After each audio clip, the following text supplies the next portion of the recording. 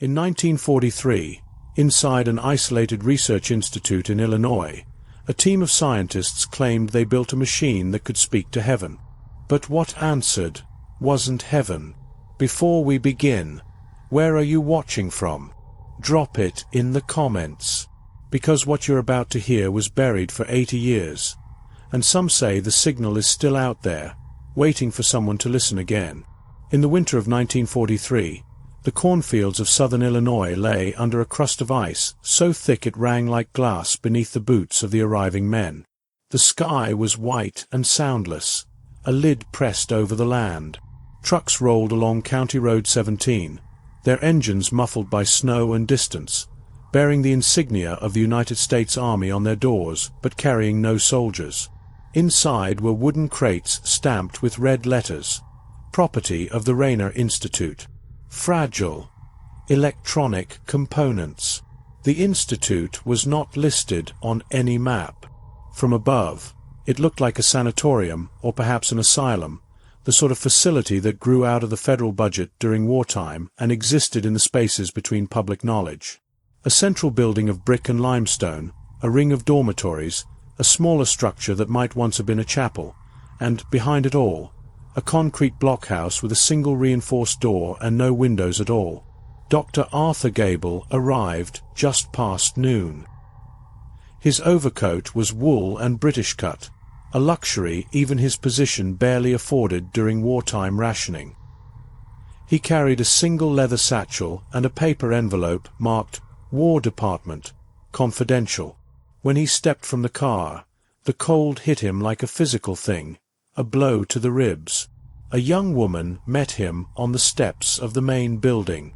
She was wrapped in a navy cloak, her hair pinned in the practical fashion of nurses or clerks. "You're Dr. Gable?" she asked, holding out her hand. "I am. I'm Miss Helena Rayner," she said. "My father founded the institute. He's expecting you." Gable followed her through the double doors into a foyer that smelled of disinfectant and coal smoke. The floor tiles were black and white, worn smooth at the edges. A mural on the far wall showed a stylized angel with outstretched wings, its face oddly mechanical. No pupils, only a pale golden circle for each eye. "You've come a long way," she said, leading him down a hall lined with glass-fronted offices. "Most men your age are overseas. I've been told my talents are more useful here," Gable said evenly. "Radio wave harmonics. Auditory phenomena. That's exactly what we need." When they reached the end of the corridor, she stopped before a heavy oak door and knocked twice. From inside came a voice, deep and deliberate. "Enter." The office beyond was dim, the curtains drawn against the glare of snow outside. Dr. Heinrich Rayner sat behind a desk cluttered with ledgers, blueprints, and a small bronze crucifix. He was a large man, his hair gone white except for a grey streak that ran like a scar along one temple. His eyes, pale as glass marbles, regarded Gable without blinking. "Dr. Gable," he said, "we've read your paper on harmonic frequencies in subsonic transmission. Ingenious work. I'm honored, sir.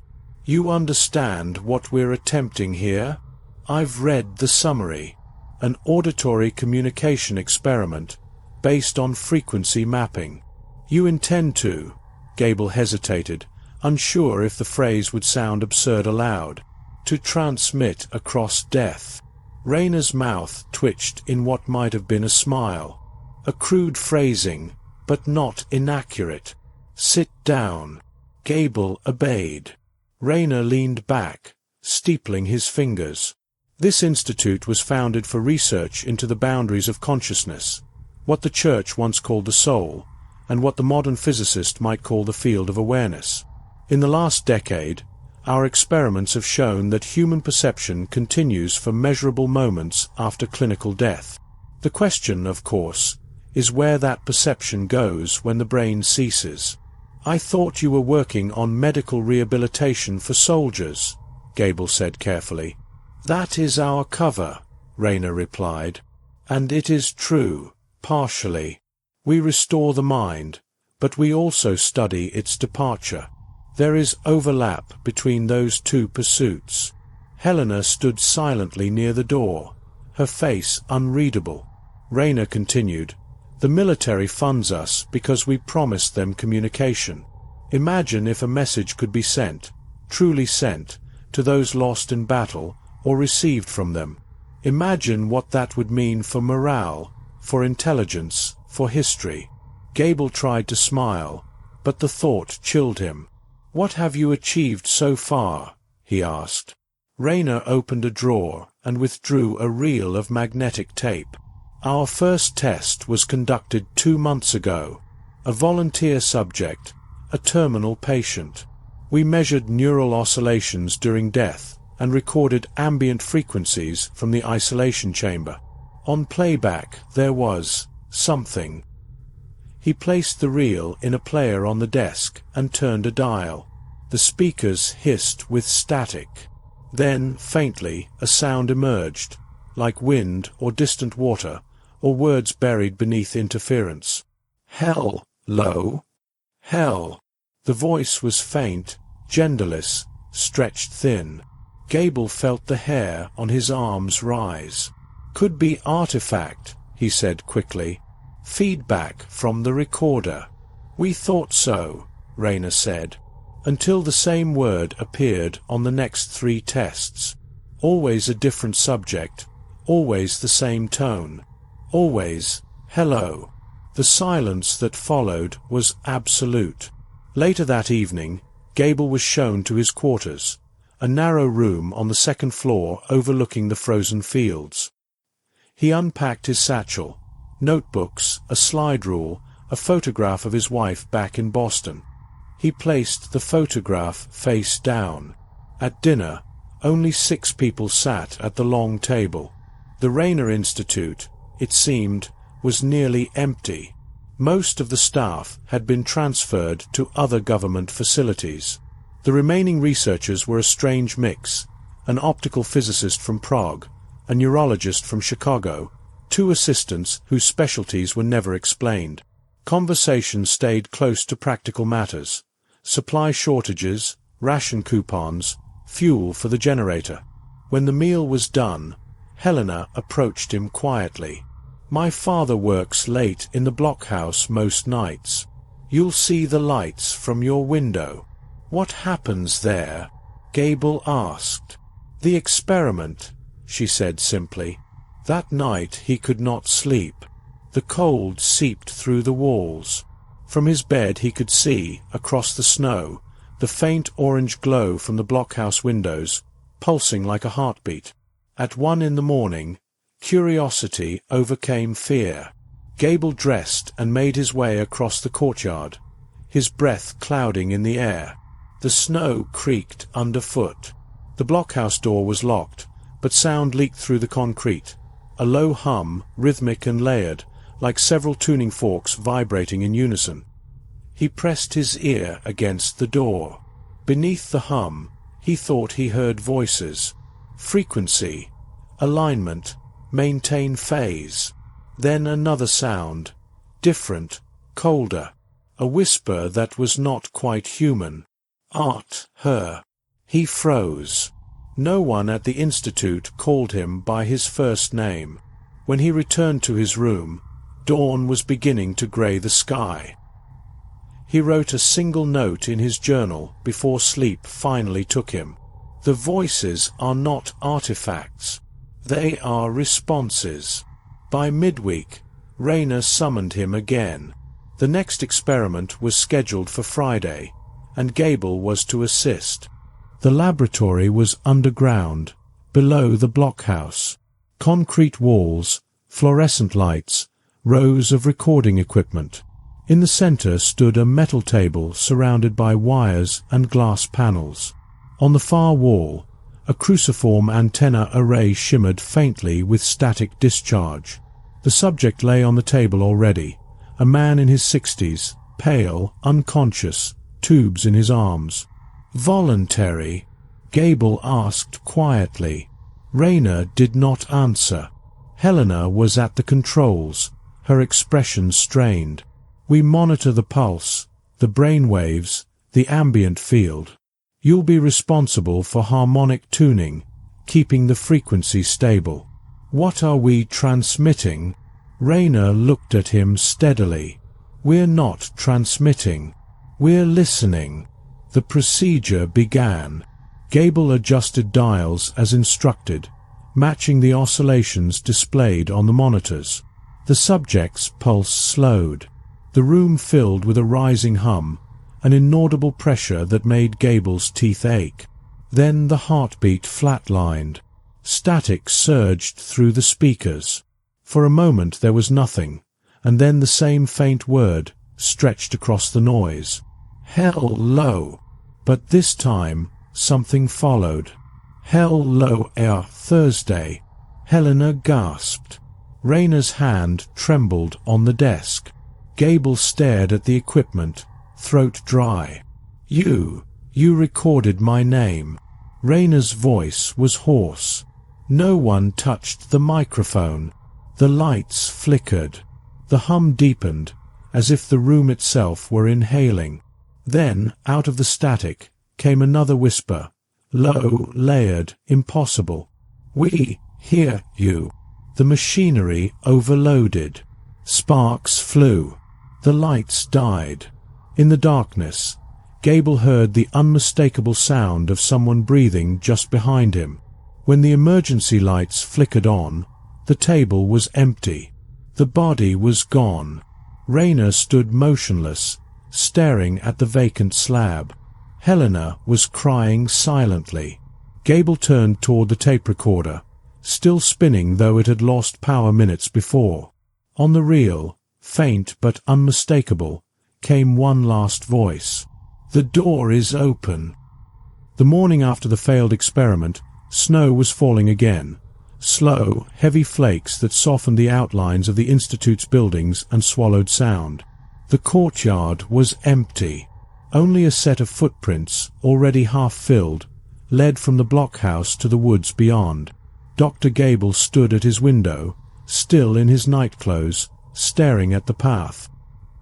He hadn't slept since the previous night's event. His thoughts circled endlessly.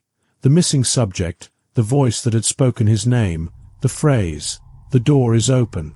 When he finally left his room, the corridors were silent except for the ticking of the radiators. In the main hall, Helena was waiting. She looked pale, as if she'd aged years in a few hours. "My father wants to see you," she said quietly. "Now." The office smelled of cold coffee and ozone. Heinrich Rayner was seated behind his desk, his eyes red-rimmed but steady. A phonograph played softly in the corner, a Bach cantata, the notes slow and mournful. "The official record," Rayner began, "will state that Subject 11 expired during testing and that his body was transferred to St. Louis for post-mortem study." "And the truth?" Gable asked. Rayner's gaze flicked up. "The truth, Doctor, is that we have no body to study." He opened a folder and pushed it across the desk. Inside were photographs taken moments before the blackout, grainy stills from a ceiling-mounted camera. The last frame showed the subject mid-lurch, a faint corona of light around his head, as though he were dissolving from the edges inward. "This isn't decomposition," Gable murmured. "It's disintegration." "Transition," Rayner corrected softly. He crossed a threshold. "We opened a frequency that resonated with something beyond measurable spectrum." "And you think he, what? Went through it?" "I think he was taken through," Rayner said. Helena, standing in the doorway, flinched at her father's words. Rayner went on, "This is not failure, Doctor. It is contact." The experiment spoke back. Gable's hands were cold. He remembered the whisper in the dark, the voice calling his name. "What if it wasn't human?" he asked quietly. Rayner gave him a long look. "If we've opened a line to heaven, Dr. Gable, should we care whether the operator on the other end is human?" That afternoon, the Institute's remaining staff gathered in the laboratory to assess the damage. The recording equipment had burned out. 2 of the oscillators were fused. The cruciform antenna on the far wall still hissed faintly with residual energy, as though charged by something not quite electrical.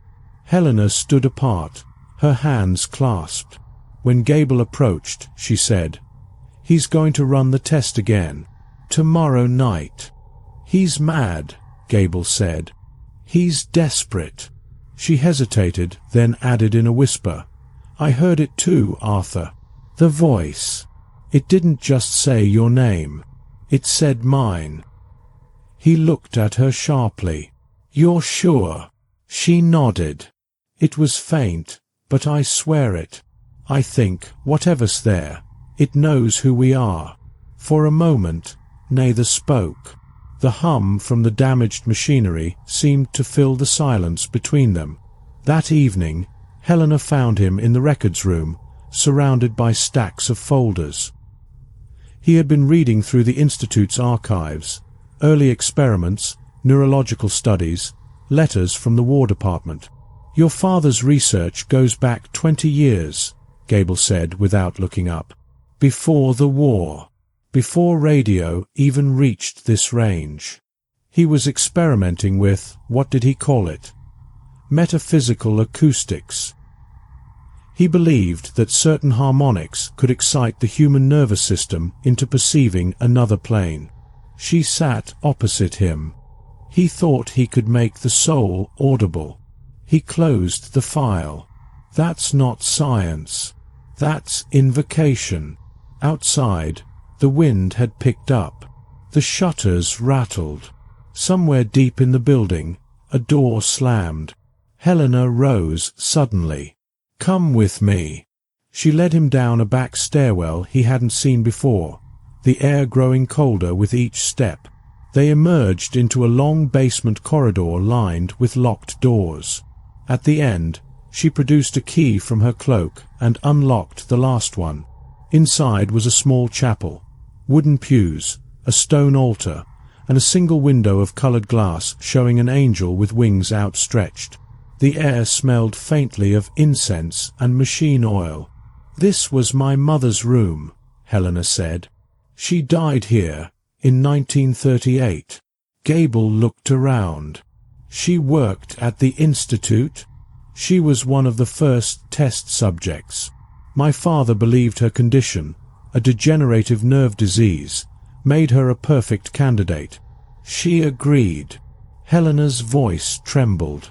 "When she died, the equipment registered the same signal we heard last night. The same word. Hello." He turned to her slowly. "You mean your father has been trying to talk to her ever since?" She nodded. "He calls it the Rainer sequence. Every experiment uses her recorded frequency as the baseline." Gable felt his stomach knot. "That means every subject, every so-called transmission, is tuned to her." "Yes," she whispered.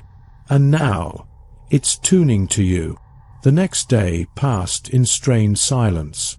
Snow fell without pause. No one mentioned the upcoming test, but everyone knew. Gable tried to request a postponement, claimed the instruments were unstable, but Rainer dismissed him. "You will assist as before," he said curtly. "We are on the verge of proof." "Proof of what?" "That consciousness persists, that the field is continuous. And if it consumes us?" Rainer's expression hardened. "Then it consumes us. There are worse fates than to be the first to hear the voice of heaven."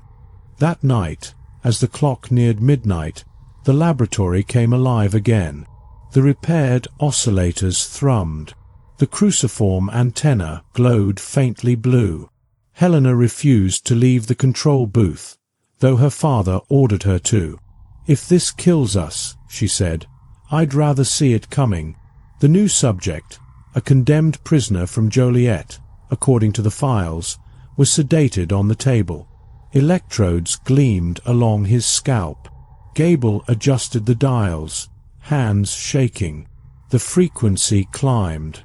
At first came only the hum, then, faintly, through the speakers.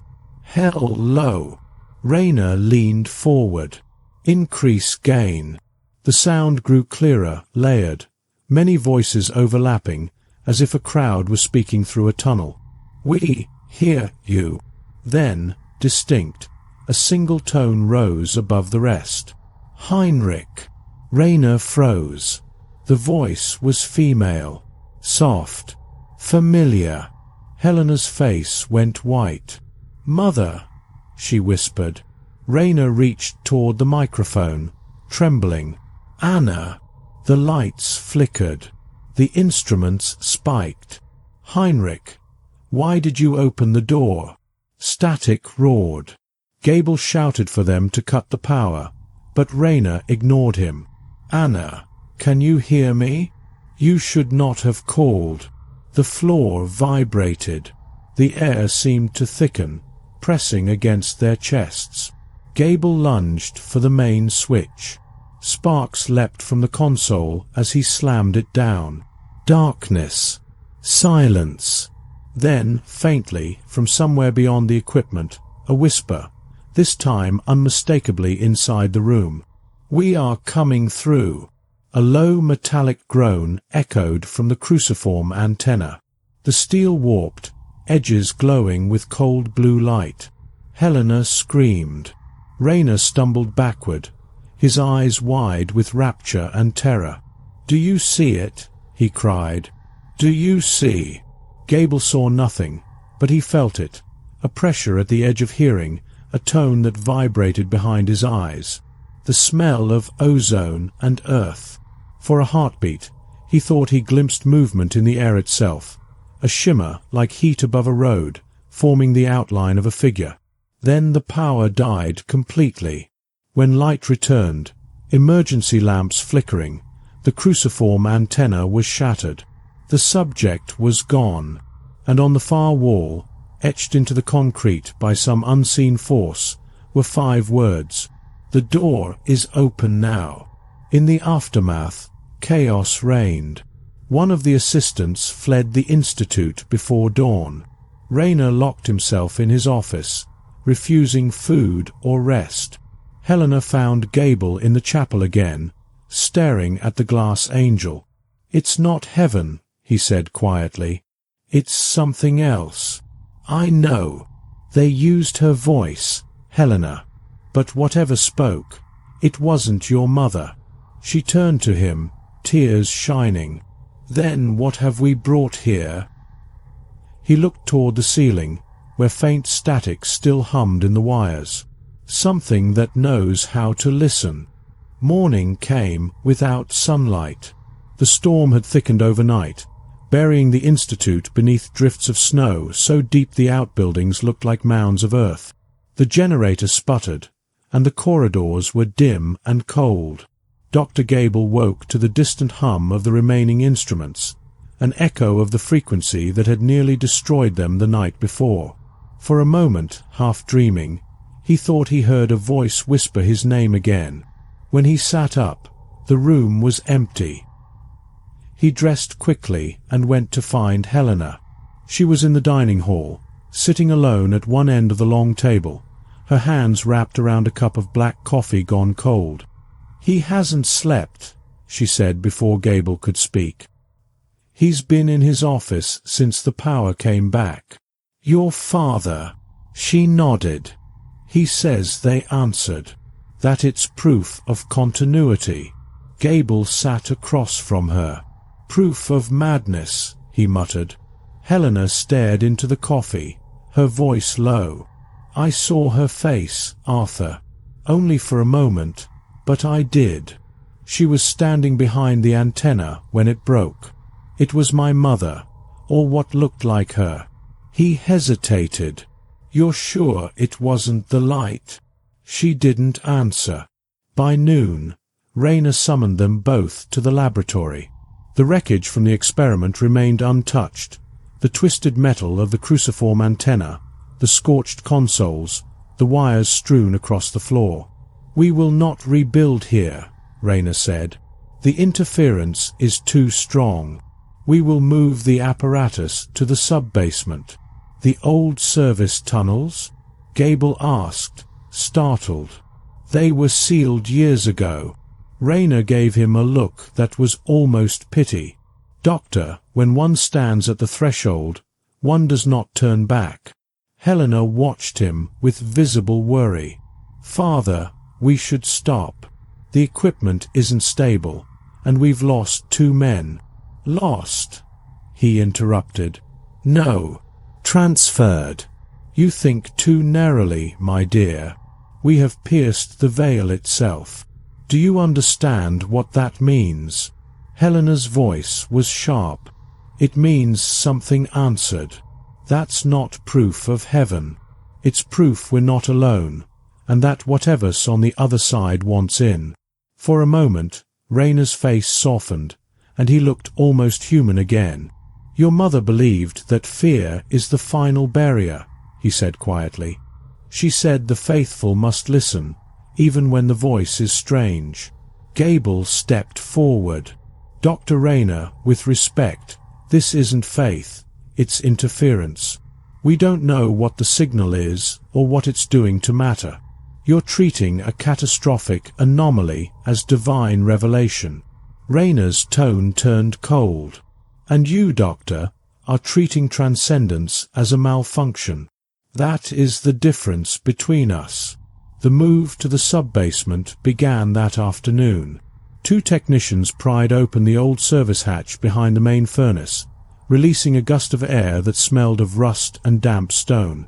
The tunnel beyond descended into darkness, its brick walls lined with corroded pipes. They carried down what remained of the antenna, the oscillators, and a portable generator. The air grew colder with every step, until even their breath seemed reluctant to appear. Gable followed reluctantly, notebook in hand. He had begun keeping meticulous logs, dates, times, ambient readings. He wanted facts, anything to tether the events to measurable cause and effect. The sub-basement opened into a wide chamber that had once stored coal. Its ceiling arched low, blackened with soot. The acoustics were strange. Every footstep lingered a moment longer than it should have, as though the sound resisted fading. "This will do," Rayner said. "The earth dampens external interference. We'll hear them more clearly down here." Helena shivered. "And what if they hear us more clearly?" Rayner ignored her. He set the bronze crucifix from his office on a work table and began reassembling the machinery. Gable watched in silence. Something about the air felt wrong, too dense, as if the atmosphere carried weight. He checked his pocket barometer. The needle trembled, then dropped inexplicably below 0. "Barometric inversion," he murmured. "That's not possible underground." Helena looked at him. "Unless something's displacing it from below." By nightfall, the apparatus was ready. The antenna had been reshaped into a circular frame of copper and glass, suspended from the ceiling by chains. The generator thrummed faintly. Rayner stood before it, eyes fever-bright. "We will transmit the sequence again," he said. "But this time, the harmonics will be inverted. We will not call to them, they will call to us." Gable's voice was tight. "And if they already have?" Rayner smiled thinly. "Then we answer." The test began at precisely 11:47 p.m. The hum built slowly, layer by layer, until it filled the chamber with a low vibration that seemed to press into bone. Helena gripped Gable's arm, whispering, "It's the same tone, but deeper." Rayner adjusted a dial. "Attune the secondary oscillator. The threshold must remain stable." The lights dimmed. Static rippled across the monitors. Then, faintly, the whisper returned. "Hello." The same voice, the same stretched tone, but now it was accompanied by another sound, faint tapping like distant Morse code. Gable leaned toward the console. "It's rhythmic," he said. "Not random." He scribbled on his notepad, matching dashes and pauses.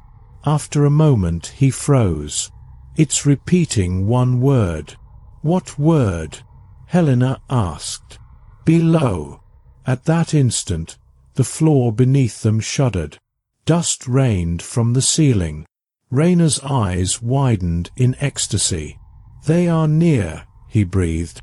The hum deepened again, and from the circular antenna, a pale mist began to form, thin threads of light twisting into shapes that refused to hold steady. Helena backed away. "Arthur." He moved in front of her instinctively. The mist was coalescing into something vaguely human, a silhouette that flickered like film burning in a projector. "Heinrich." The voice was clear now, unmistakable.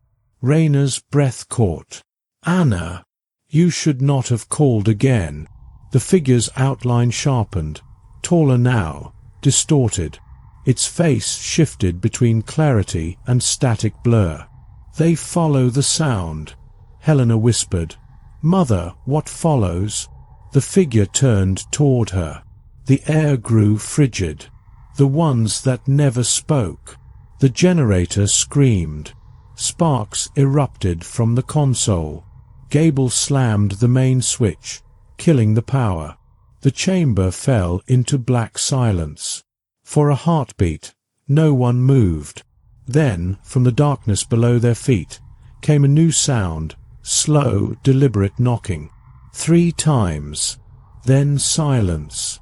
Helena's voice shook. "Arthur, there's something under the floor." They backed toward the stairwell. Rayner, still staring at the now dark antenna, whispered, "They've heard us. Truly heard us." Gable grabbed his arm. "We're sealing this place off." Rayner didn't resist as they dragged him back up the tunnel, only muttering to himself. "She said they follow the sound. So we must keep listening." The following day, the Institute was unervingly quiet. Snow had stopped falling, but the sky was a dull pewter. Power flickered sporadically. Helena confined her father to his room, locking the door when he fell asleep from exhaustion. Gable took the key. "He won't stop," he said. "He's convinced he's found heaven's frequency." She looked at him with a tired, haunted expression. "And you? What do you believe now?" Gable hesitated. "That we open something, yes, but not heaven." The pattern was too deliberate. The message, below, it came from beneath us, not beyond us. Helena's brow furrowed. "You think it's physical?" "I think whatever field we tapped doesn't distinguish between metaphysical and material." We called across the boundary, and something close enough to hear answered. "Maybe it's always been there, just below our perception." She shivered. "Then the knocking." He nodded. It wasn't metaphor. That night, he went back to the sub-basement alone, lantern in hand. The chamber smelled faintly of burnt copper. The antenna hung dark and silent. He crouched near the floor where they'd heard the knocking and noticed a crack between 2 stones, narrow but deep. Cold air flowed through it, carrying a faint vibration, like the echo of a heartbeat. He placed his ear to the stone. For a long moment there was nothing. Then, very faintly, a voice. "Arthur!" He jerked back, nearly dropping the lantern.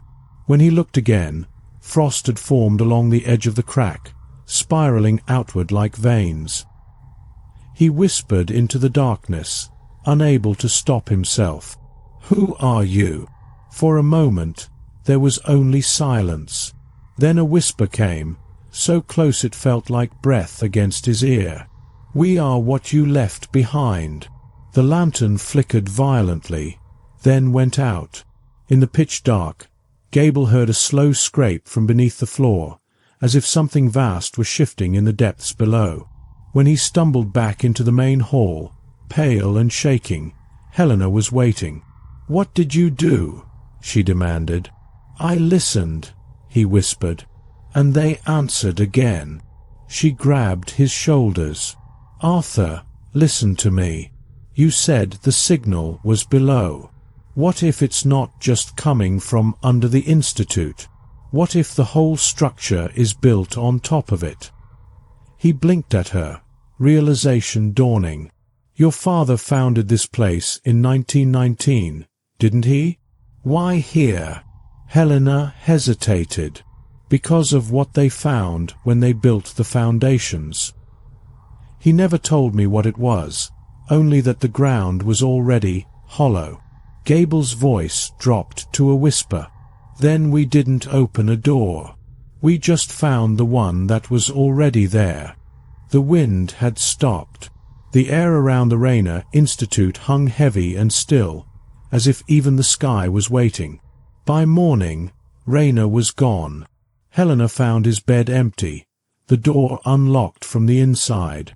On his desk lay a single note, written in a precise, steady hand. "She calls from below. Do not follow." Gable read the words twice before saying quietly, "He's gone back down." The snow outside had hardened to a crust that cracked beneath their boots as they crossed to the service hatch. It stood open, the air that rose from it sharp with cold metal and earth. Helena hesitated at the top of the stairs. "He's been listening for her for 5 years," she whispered. "He won't stop until he hears what he wants." Gable adjusted the lantern. "Then we have to stop him before he hears something else." They descended together, the tunnel walls sweating moisture, the faint hum of the machinery echoing ahead. The deeper they went, the stronger the pressure grew, an invisible vibration that made their teeth ache. At the end of the passage, the sub-basement chamber was lit only by the generator's dull red glow. The circular antenna hung motionless. The floor where the crack had been was now fractured, the stone pulled apart by some unseen force. Rayner knelt before it, motionless, head bowed as if in prayer. "Dr. Rayner," Gable called. The older man turned slowly. His face was pale, his eyes glassy with exhaustion and awe. "She's close," he murmured. "She said the ground remembers." Helena took a step forward. "Father, please, come away." Rayner smiled faintly. "You don't hear it? The resonance beneath your feet." As he spoke, a low rumble pulsed through the floor, steady, measured, almost like breathing. Dust sifted from the ceiling. Gable's voice was tight. "That's not your wife, Doctor." Rayner rose unsteadily. "You think you understand, but you've only measured what faith can create.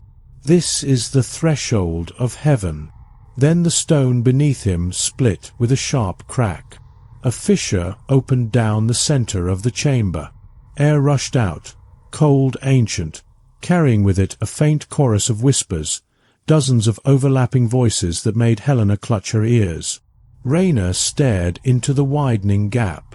"Anna," he said softly, "I'm here." Gable lunged forward, but the floor gave way beneath Rayner's feet. For one suspended moment, his silhouette hung against the red light. Then he was gone, swallowed by the dark below.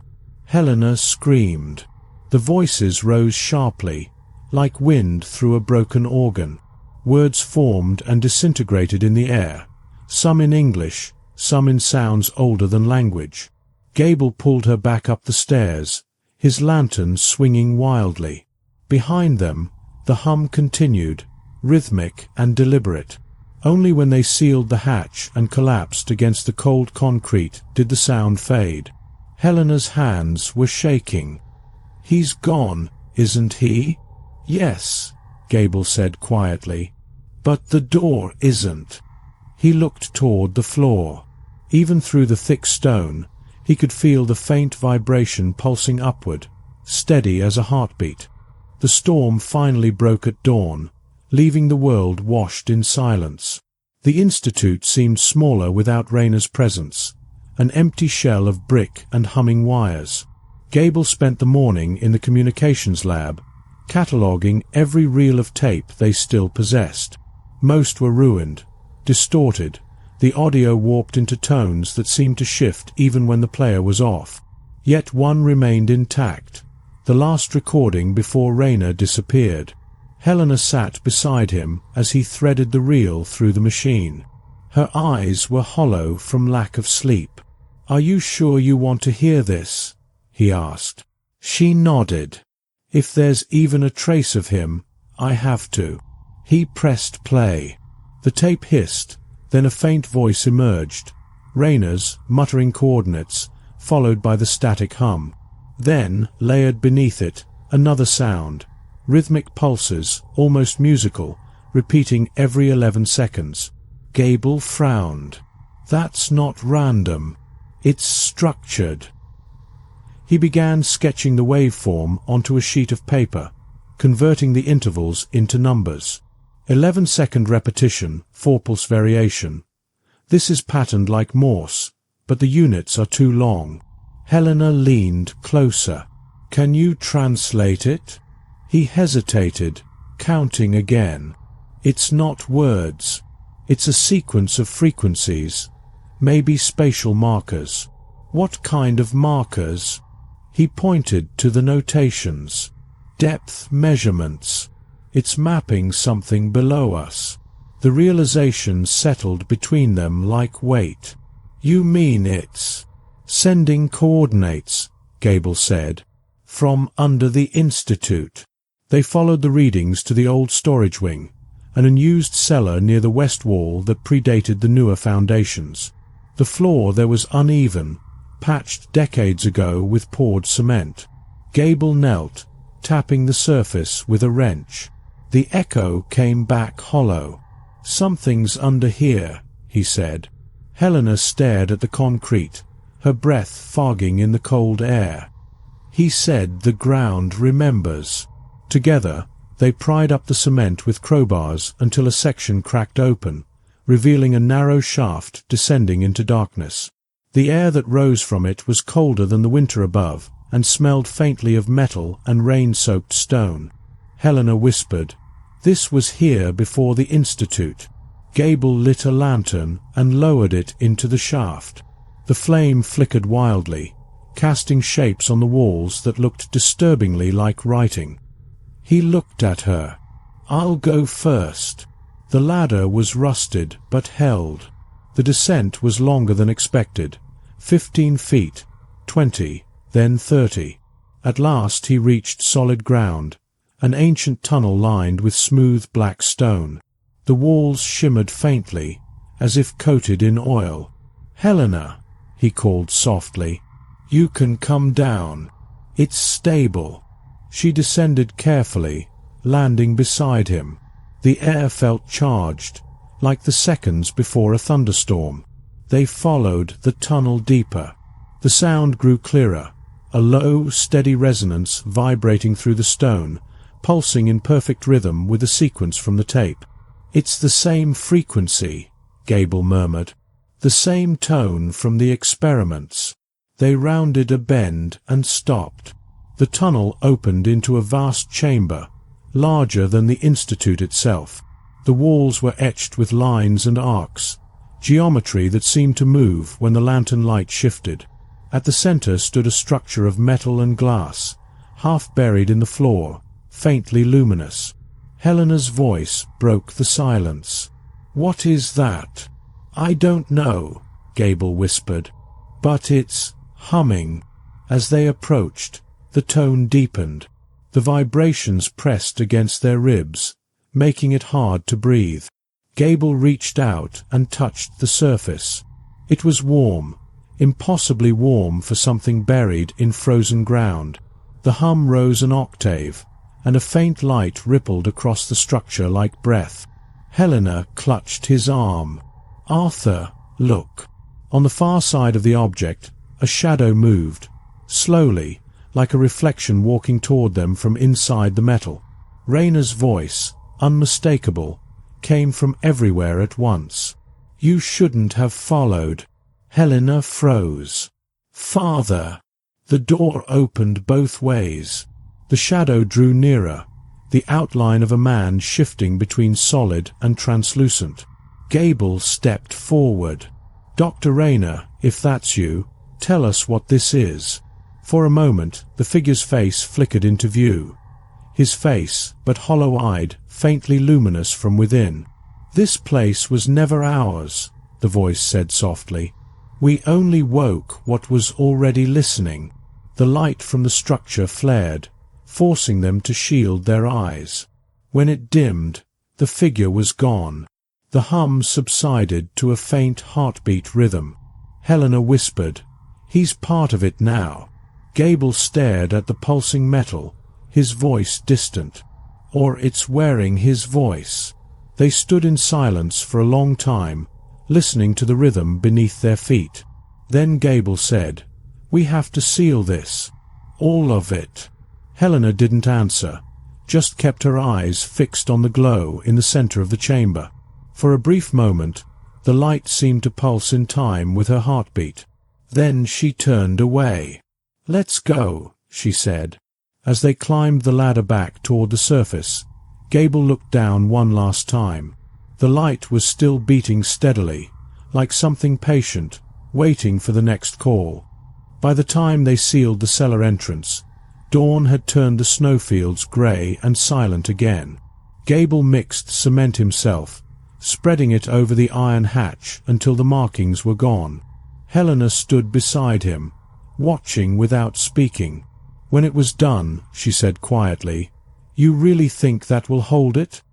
He wiped the dust from his hands. "It's not about holding it. It's about ending our part of it." But the words sounded hollow, even to him. The vibration still lived in the walls, subtle but unmistakable, a low, steady thrum beneath the floorboards that made the radiators buzz. That night, the hum followed them. Every metal surface carried it faintly, the pipes, the bed frames, even the silverware. The Institute was resonating like a single vast instrument. Helena couldn't sleep. She sat at her desk with the phonograph turned off, the silence oppressive.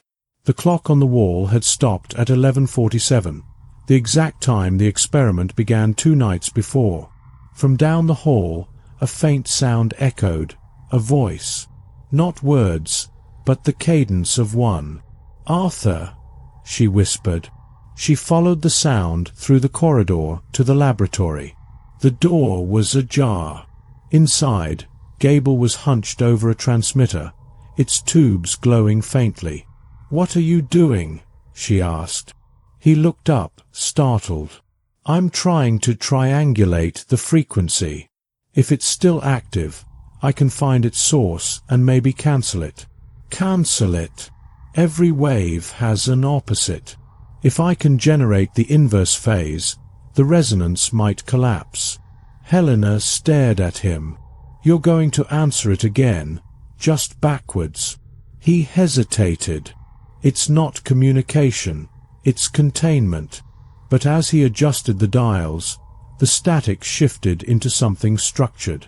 A faint rhythmic pulse filled the room, matching the pattern from below. "Hello!" Helena's eyes widened. "Arthur, stay back," he said sharply. "This isn't a response.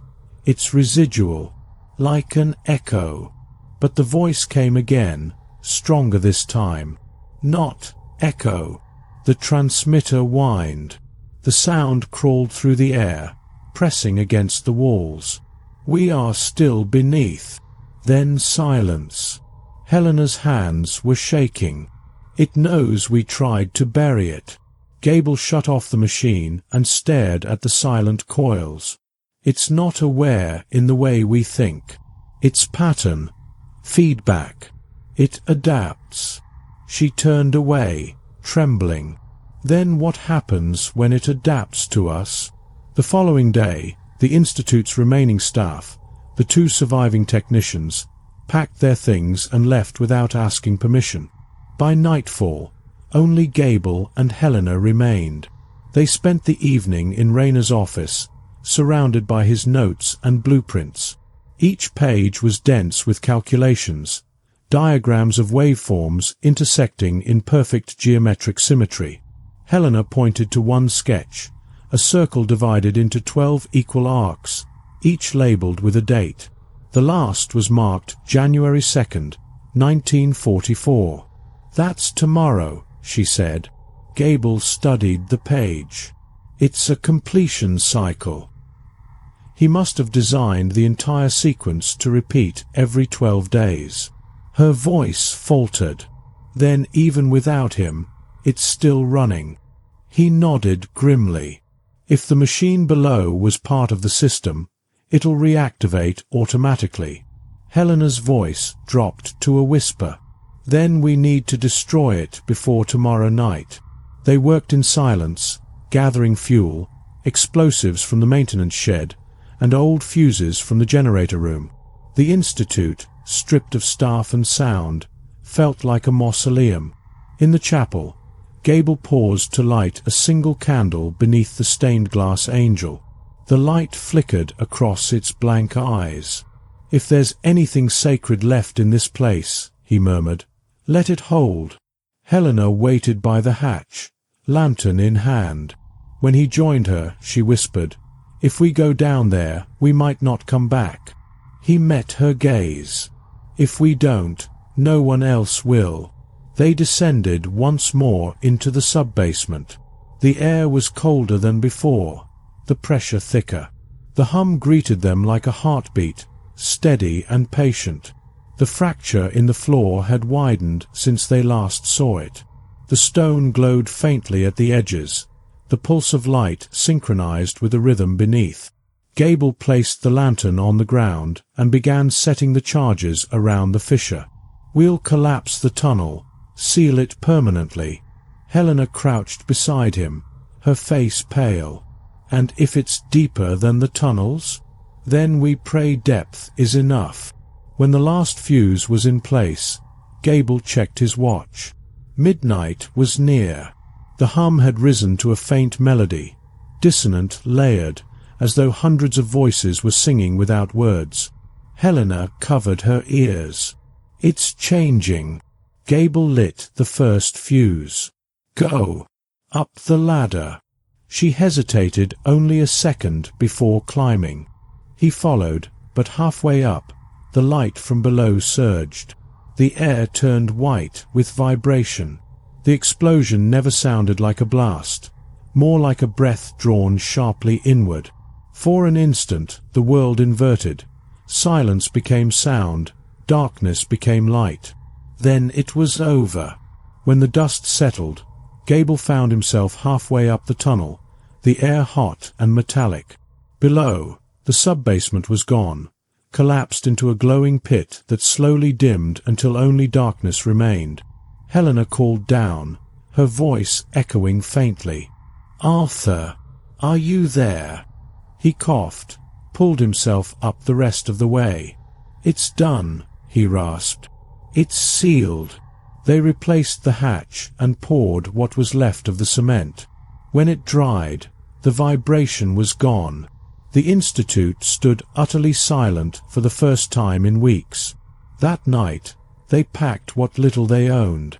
Helena paused at the main doors, glancing back toward the silent halls.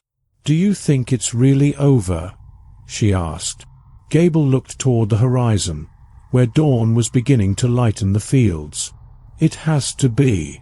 As they walked down the frozen road, the institute shrinking behind them, neither noticed the faint pulse that began again in the distance, too soft for human ears, but steady, patient, waiting beneath the earth. The train from Springfield rattled north through the winter-dark fields. Helena sat by the window, hands folded in her lap, watching the frost trace slow patterns across the glass. It had been 3 months since she and Gable left the Rayner Institute behind. 3 months since the explosion sealed the chamber below. They had promised never to speak of it again.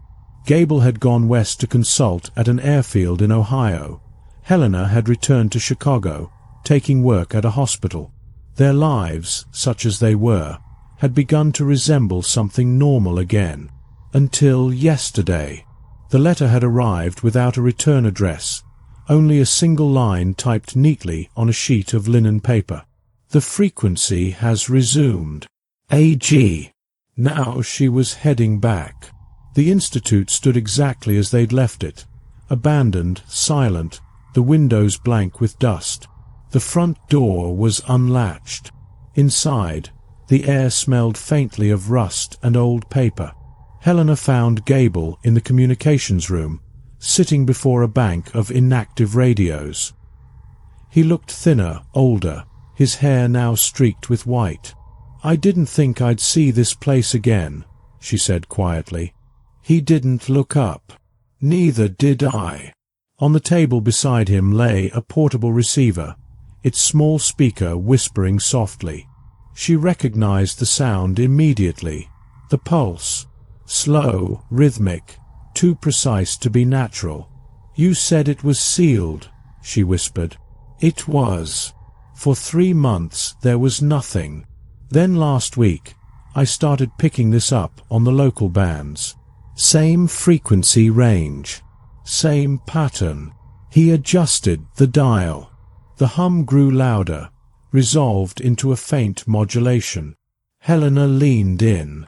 Beneath the tone, something else emerged, a whispering texture, like overlapping breaths. "It's weaker," Gable said. "Fainter than before. But it's spreading. I've detected it 30 miles south, along the river. Spreading." He nodded grimly. "It's not centered under the Institute anymore. It's moving." She stared at the radio. "You think it's alive. I think it learned." They spent the next hours moving through the building, checking the floors for cracks, the walls for vibration. Everything seemed stable, too stable. In the laboratory, Gable found a patch of frost clinging to the steel table, shaped like branching lines. He leaned close. "That's not ice. It's crystallized residue from electromagnetic discharge." Helena frowned. Meaning something resonated here recently. She turned slowly. The air behind her shimmered faintly, as if a heat wave had passed through it. For a second, she thought she saw movement, a figure's outline, just at the edge of vision. "Arthur," she whispered. He spun, saw nothing. "What is it?" Someone was standing there. "Not someone," he said softly. "Something replaying what used to be here." That night, they stayed in Rayner's old office, sleeping in shifts. The wind pushed against the shutters. The pipes groaned faintly with the echo of the frequency. Near midnight, Gable stirred awake to the sound of static. The receiver he'd left off was whispering again, a faint pattern just above hearing. He turned up the volume. "Arthur." The voice was faint, drawn through layers of interference, but unmistakably human. "Helena, follow." He sat motionless. "No," he whispered. "You're gone." The sound flickered, distorted, then repeated, slower. "Follow." The water. Then silence. At dawn, Gable and Helena followed the narrow creek that ran behind the Institute, its frozen surface gleaming pale blue. It led into the woods, then down into a shallow ravine. 1/2 mile south, they found it. The ground had collapsed inward, forming a depression of frozen mud and fractured stone. From its center rose a faint column of steam. Helena knelt beside it. This wasn't here before. Gable scanned the area with a portable meter. The needle twitched violently. "It's broadcasting." The same signal, but amplified.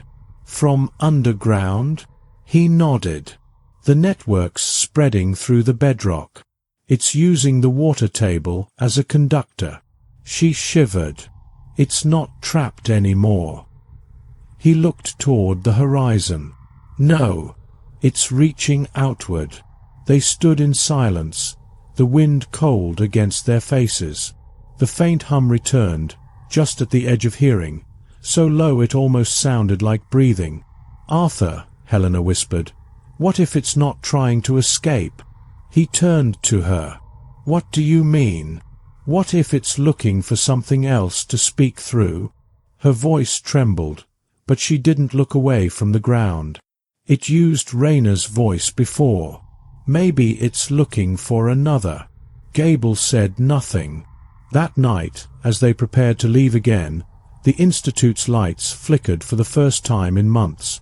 Power surged through the lines even though the generators were dead. Helena stood in the hall, staring at the bulbs as they pulsed in a slow rhythm, 11 seconds apart. Gable's breath caught.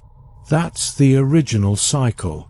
From somewhere deep within the structure, the sound of metal shifting echoed faintly, like a door unlatching. Helena whispered, "Arthur, it's opening again." The lights dimmed, then flared once, so bright they had to shield their eyes. When the glare faded, every light in the building went dark. In the silence that followed, the radio came alive once more. "We hear you." The voice was calm, neither male nor female. "And we are coming up." Helena turned slowly toward Gable. "What does it mean?" He swallowed hard, his voice barely audible. "It means the experiment worked." The next morning broke unnaturally still. No wind, no movement, just an emptiness that made the world feel paused. A dusting of snow lay over the roof of the Rayner Institute, but the air itself carried an unfamiliar weight, as though saturated by invisible sound. Helena stood outside the front steps, her breath ghosting in the cold air. The trees at the edge of the field were rigid with frost, their branches glittering like wire. "Listen," she said. Gable joined her, his coat buttoned high, eyes bloodshot from lack of sleep.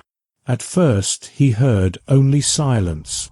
Then, faintly beneath it, a low rhythm, so slow it was almost indistinguishable from the pulse of blood in his ears.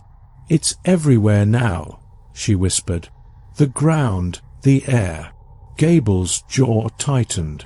"Then it's no longer bound to the Institute. The entire area's become part of the system." They returned inside. The main corridor smelled faintly of ozone. The walls were sweating condensation, though the air was below freezing. Gable brushed a hand against the metal doorframe and felt the faintest vibration. Steady, patient, alive. "It's feeding on energy," he muttered. "Residual electrical current, maybe even the geothermal gradient beneath the foundation."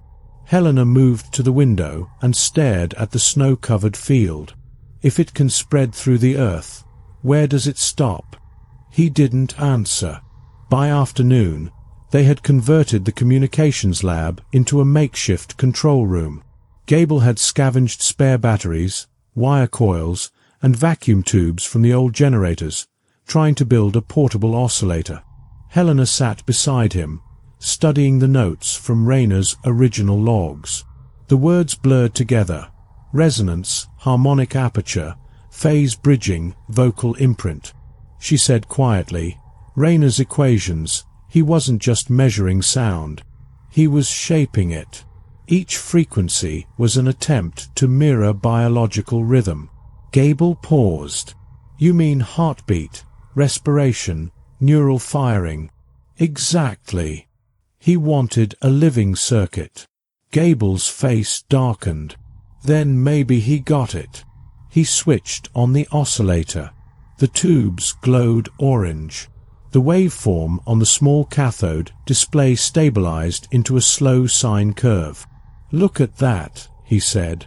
"The amplitude's fluctuating even though I'm not adjusting the input." "It's reacting," Helena said. "Like it's listening." The hum filled the room, low, steady, almost tender.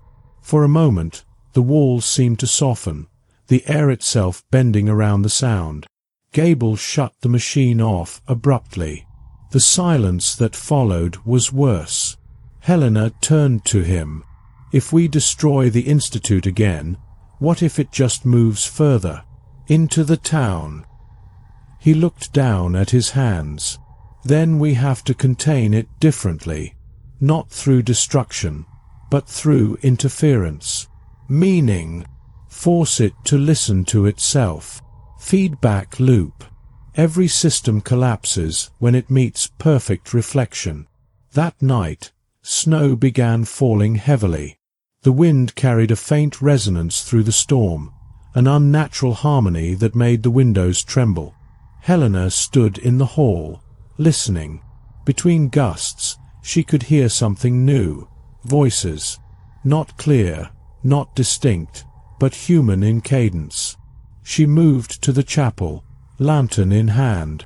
The stained glass shimmered faintly, the colors pulsing with the same 11-second rhythm. She touched the cold glass and felt warmth, as though something beneath was radiating outward. Behind her, a soft voice said, "Helena." She turned sharply. Gable stood at the door, the lantern light carving deep lines across his face. "You hear it too?" She nodded. "It's not just sound anymore. It's memory." He stepped beside her. "Then it's using us." For a moment, they both listened. The pulsing rhythm shifted, aligning perfectly with their heartbeats. It felt almost comforting, until they realized the rhythm didn't slow when they stopped breathing. "It's synchronizing," Gable said, his voice low. "Trying to entrain us."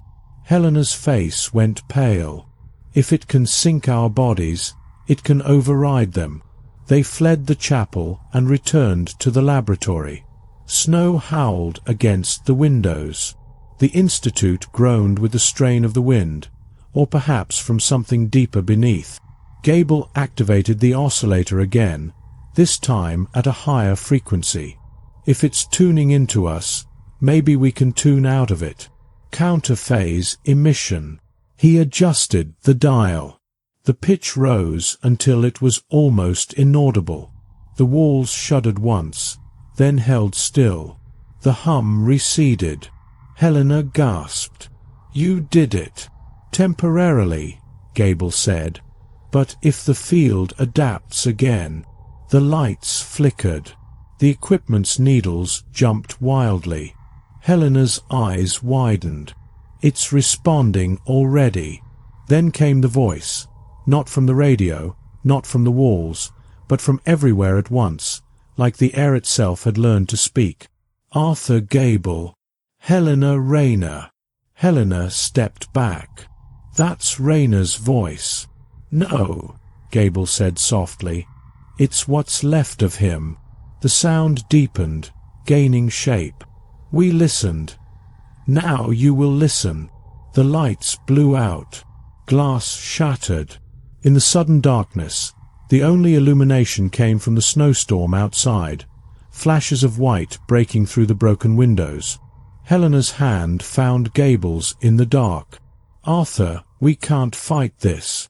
He tightened his grip. "Then we changed the signal." They worked by lantern light. The Institute trembled with the resonance of the storm. Gable rewired the oscillator, feeding it back through the building's old power grid. "If I can invert the waveform across the main circuit, the feedback should fold in on itself. It'll collapse the field." Helena steadied the lantern. "And if it doesn't?" He gave a thin smile. "Then it won't matter." When he activated the switch, the floor vibrated violently. Sparks leapt from the panels. The hum rose to a blinding pitch, like metal screaming. The sound built upon itself, folding into infinite echoes. For an instant, they could see the air shimmer with geometric clarity, shapes forming and dissolving, arcs and spirals overlapping, as though sound itself were becoming visible. Helena fell to her knees, covering her ears. "Arthur, stop!" He shouted over the noise. "It's working. It's collapsing the wave." The pressure built until the lantern shattered. Light and sound merged into a single, searing flash, then silence. When Helena awoke, she was lying on the floor of the corridor. The storm had stopped. The air smelled faintly of smoke and copper. She called out, "Arthur!" No answer. The laboratory was destroyed, panels blown open, the oscillator fused into molten metal. The walls were scorched, the air thick with dust. Then she saw him, Gable, slumped against the far wall, unconscious but breathing. She crawled to him, shook his shoulder. "Arthur, wake up." He groaned, eyes fluttering open. "Is it over?" She looked around. The silence was absolute. No hum, no vibration.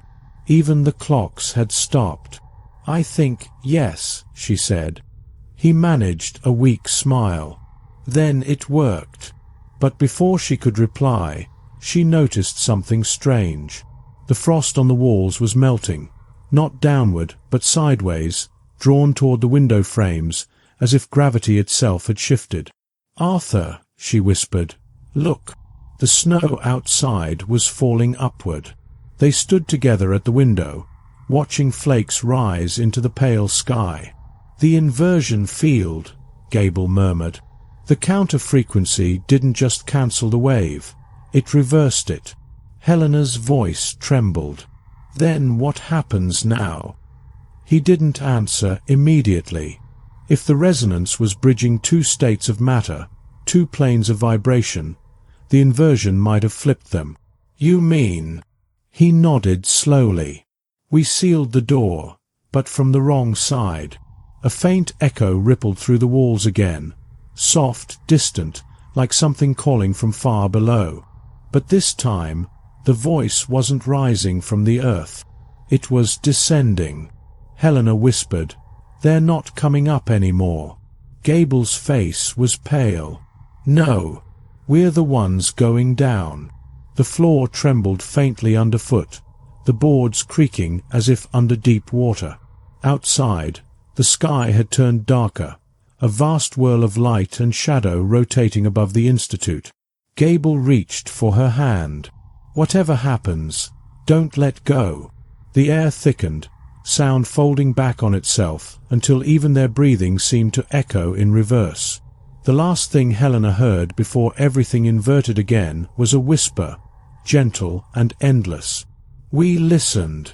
Then the world dissolved into silence. There was no sound at first, no air, no weight, only stillness. Then the world began to unfold again, not in light but in resonance, as if existence were returning note by note. Helena opened her eyes and found herself standing in the main hall of the Rayner Institute.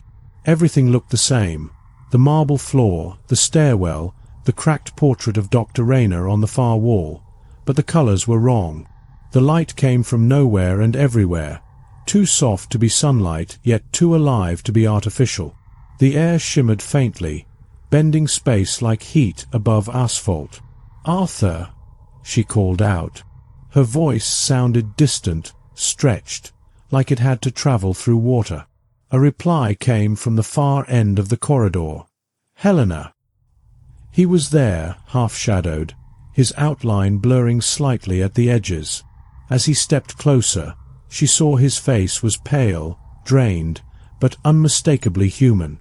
"Where are we?" she whispered. "I think." Gable looked around slowly, eyes filled with disbelief. "We're inside the inversion." She frowned. "Inside." When the frequencies folded, they didn't destroy the field. They inverted its phase. "We're in the reflection." Helena stared at him. "You mean, this is the other side?" He nodded. The other side of what Rayner called the aperture, the place his signal was reaching for. The hall stretched longer than it should have. The doors seemed farther apart, the walls breathing faintly with a pulse that wasn't air. When Helena reached out to touch the railing, it rippled beneath her fingers like liquid glass. "This isn't just space," Gable said. "It's matter behaving like sound. Everything's in flux." They walked carefully down the corridor. Their footsteps made no echo. The Institute's familiar architecture distorted with each turn, staircases looping back into themselves, windows opening onto black fields where the horizon glowed faintly red. Helena stopped at one such window. Beyond it, the world seemed upside down. The sky below, the earth above, both spinning slowly around a vertical axis. She whispered, "It's like the world's reflection has replaced the real one." Gable studied the horizon. That would mean what's above us in our world is below us here. So if we're beneath the Institute, then whatever was beneath before is now above, he finished quietly. A soft vibration rippled through the floor, steady and slow. They both felt it in their ribs, the same old pulse, but reversed in rhythm, like a heartbeat turned inside out. "It's still here," Helena murmured. Gable nodded grimly. "But now it's looking down at us." They found the main laboratory again, though it looked more like a memory than a room. The walls flickered faintly, alternating between solidity and translucent grids of sound waves frozen in space. At the center of the floor stood a shape, familiar and terrible. The machine, or rather, its impression, as if the original had been pressed into the fabric of this new dimension and left to burn its outline there. Helena stepped closer. The faint hum returned, resonant and low.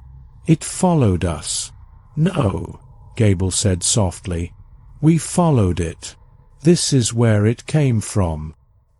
He crouched, examining the glowing arcs of energy that circled the machine's ghostly frame.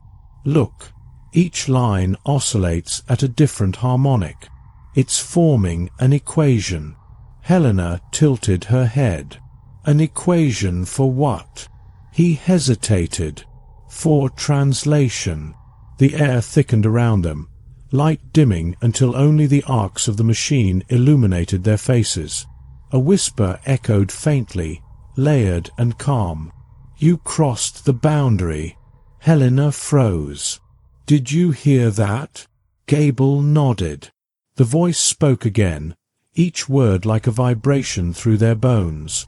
"You inverted the pulse, but inversion is not escape." Helena's throat went dry. "Who are you?" "We are what you sought to reach, and what your world has always carried beneath its noise." The arcs pulsed brighter, their rhythm sinking to her heartbeat. "You're what Rayner called heaven," Gable said. "We are what he named without knowing." The voice's tone was neither kind nor cruel, only certain. Helena took a step forward. "What do you want from us?" "Completion, balance. Reflection requires source." Gable's eyes widened. "It needs us to maintain the inversion, to keep the door open." Helena shook her head. "No. We can't be part of this. You already are." The arcs flared. A faint silhouette appeared within the light, tall, indistinct, like the memory of a human form made from sound. The outline flickered once, then resolved into the face of Dr. Rayner. Helena staggered back. "Father!" His voice was calm, distant. "You shouldn't have come." Tears welled in her eyes. "You're not real." "Perhaps not. But the part of me that listened is still here." Gable stepped forward cautiously. "Dr. Rayner, you opened the aperture. How do we close it?" Rayner's spectral eyes turned toward him. "You can't close what was never a door. You can only return what you took." Helena's voice broke. "What did we take?" Rayner raised a hand, and the air around them filled with echoing tones, dozens of frequencies merging into one vast chord. "Your world's silence," he said softly, "and now it calls to reclaim it." The light swelled, flooding the room. Gable grabbed Helena's arm and pulled her back toward the corridor. The walls trembled as if the building itself were trying to exhale. "Go!" he shouted. We have to find the way out before the field stabilizes. They ran through the warped hallways. The air grew heavier, sound deepening into physical pressure. The Institute's architecture was folding inward, corridors collapsing into each other like the closing of an iris. Helena gasped. "It's collapsing around us." "No, it's harmonizing," Gable shouted. "The inversion is reaching equilibrium." The stairwell stretched infinitely upward, yet each step brought them closer to a single blinding point of light at the top. The hum grew louder, a pure tone that drowned out every other sound. Helena stumbled, clutching the railing. "Arthur, I can't." He pulled her upward, his voice barely audible over the vibration. "You have to keep moving. The resonance, if it stabilizes while we're inside." She didn't let him finish. The light expanded, swallowing the stairwell whole. Then everything stopped. They were standing in the open again, outside, but not the world they knew. The sky above was grey and mirrored, reflecting their images faintly in its shifting surface. The Institute stood behind them, but inverted, its foundations exposed to the air, its roof buried in a shimmering field of liquid light. Helena whispered, "We're upside down." Gable turned in a slow circle. The landscape stretched endlessly in all directions, featureless except for faint ripples moving through the ground, like waves on water. He looked upward, the roof of the Institute now embedded in the bright surface above. Somewhere beyond that light, their world waited, unreachable. He said quietly, "We didn't escape the inversion. We completed it." Helena stared at him. "Then this is—" He finished the thought for her. The reflection Rayner built his machine to reach. The hum surrounded them again, gentle, omnipresent. Helena knelt, pressing her hand against the trembling ground. "It's not hostile," she said softly. "It's just aware." Gable nodded slowly. Awareness without time. Existence as vibration. For a long moment, neither spoke. Then Helena said, "If this place mirrors ours, maybe we can send the signal back." He looked at her sharply. "You mean reverse the inversion again? Not destroy it. Resonate in harmony. Return the silence it asked for." He hesitated, then reached into his coat and withdrew the portable oscillator, miraculously intact. Its casing was cracked, but one vacuum tube still glowed faintly. Helena smiled faintly. "Of course you saved it." He met her gaze. "It's the only thing that still listens." They worked together in the still air, tuning the oscillator to the pulse beneath their feet. The hum rose around them, low and immense. When they struck the right frequency, the mirrored sky above began to ripple. Helena closed her eyes. "It's answering." The air shimmered. The Institute's inverted reflection began to dissolve, replaced by faint outlines of the real world. Snow, trees, a rising sun. Gable gritted his teeth. "Hold it steady." The tone climbed higher, the oscillator glowing white-hot. The mirror sky cracked open, revealing light, familiar, fragile, true. Helena reached for Gable's hand.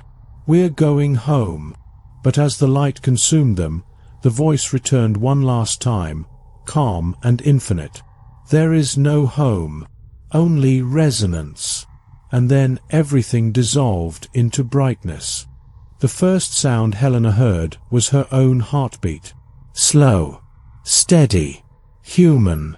When she opened her eyes, she was lying on the cold marble floor of the Rayner Institute. The ceiling above her was cracked, a shaft of pale morning light cutting through the dust. Snow drifted lazily through a broken window. For a long time, she didn't move. Her body ached as though she'd been asleep for years. Then she turned her head and saw Gable beside her, unconscious but breathing.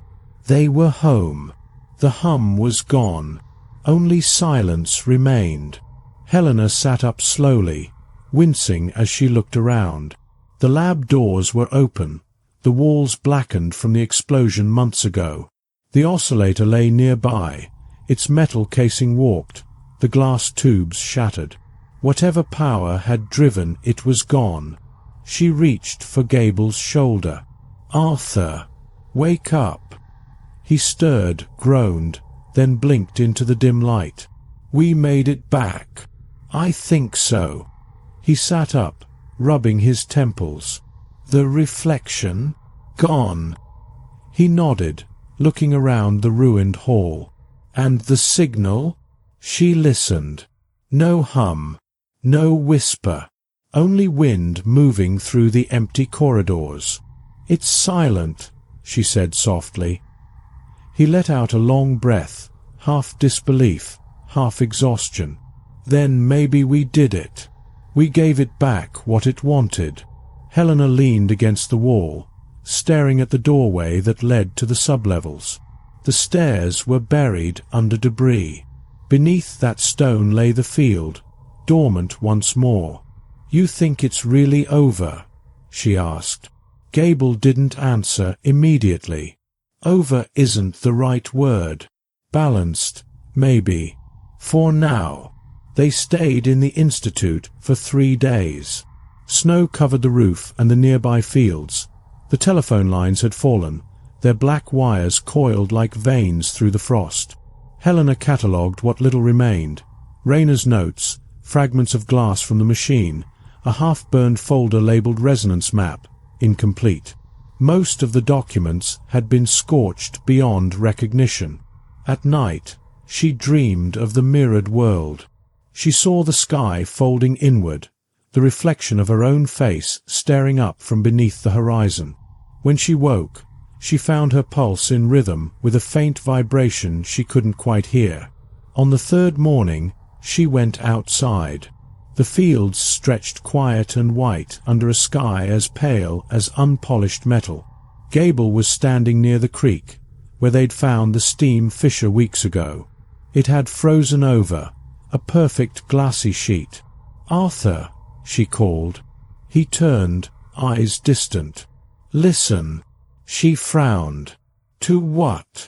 He smiled faintly. "Exactly." There was nothing. No hum, no movement, no sound of wind. A silence so complete it pressed softly against her eardrums. "It's beautiful," she whispered. He nodded. "That's what we never understood." Rayner thought heaven would be light or truth or something divine. But it was silence all along. Helena watched him carefully. "You think that's what it was showing us?" "I think it spoke in the only language that exists on both sides. Resonance. We thought it wanted to communicate. Maybe it just wanted us to stop talking." He knelt, brushing frost from the frozen water's surface. Beneath the ice, faint trails of crystal formed patterns like waveforms, rising and falling in elegant curves. "It left a trace," Helena said. "Everything does," Gable murmured. "Even silence leaves its echo." They left the Institute that evening. Helena packed what records she could salvage into a leather case. Gable carried the damaged oscillator, though it hadn't powered on since their return. They walked until the building was a silhouette against the grey horizon. At the top of the ridge, Helena turned for one last look. The windows reflected the dusk like dark mirrors. For a heartbeat, she thought she saw movement, a faint glimmer of light deep inside. But when she blinked, it was gone. "Do you think anyone will ever come back here?" she asked. "Eventually," Gable said.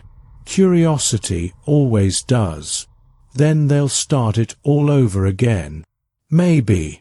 But maybe it needs to happen once every lifetime to remind us how thin the line is." She nodded slowly, and together they walked on, the snow muffling their steps until the Institute disappeared behind the trees. Winter turned to spring. Helena found work again in Chicago, at a small university laboratory. She avoided questions about her time at Rayner, speaking of it only as a research accident. The faculty whispered, but no one pressed. Still, there were nights when she stayed late in the empty lab, surrounded by the soft hum of the city's electric grid.